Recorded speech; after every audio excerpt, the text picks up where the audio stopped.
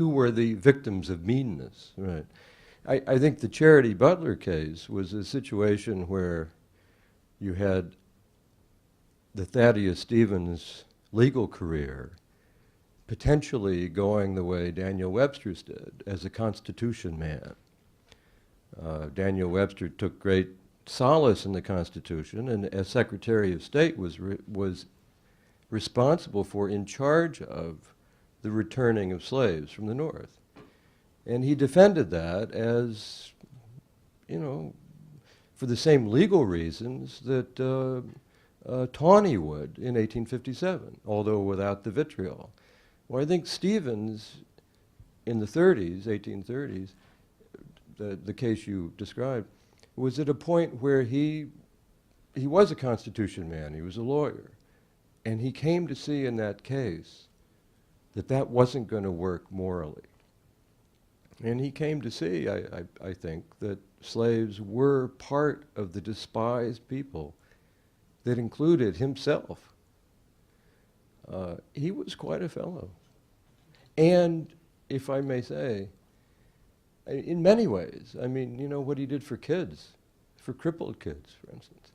But he has been so demonized by identifiable people, some of whom you named, D.W. Griffith, another one, Woodrow Wilson, another one,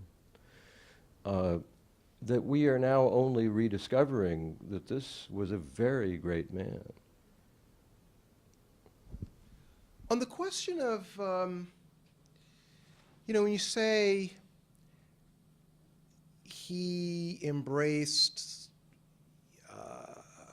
people far down on the socioeconomic ladder, absolutely true. It's funny though, I mentioned Andrew Johnson. You could say the same thing about Andrew Johnson.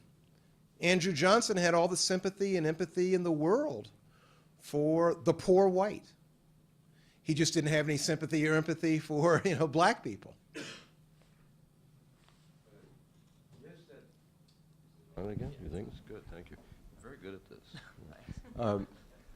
Yes, that's true, and of course, that distinction is the one that motivates your book. Yeah.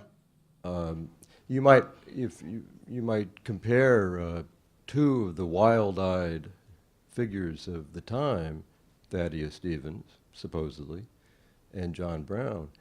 What tempts you to think that John Brown is saved by his morality is that he was an abolitionist. There isn't much else to recommend him. In Thaddeus Stevens'